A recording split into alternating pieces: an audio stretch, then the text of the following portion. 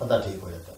हाँ, अगर गदूदें फैल गई हैं, किस तरह पता चले कि गदूदें हैं या ये अपना सोजश है? अगर देखो ज़बान सुर्ख है, पेशाब जर्द है, कदरे ब्लड भी हाई है, तो ये फिर गर्मी का मसला है।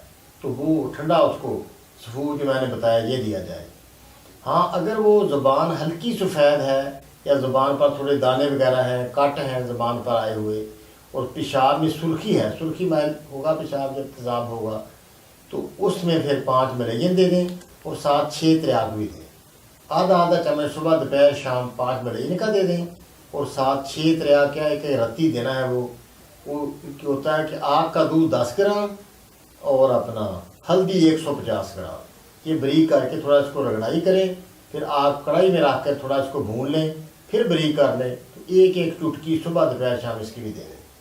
इससे पानी पैदा हो जाएगा, जिस समय पानी भी बढ़ जाएगा और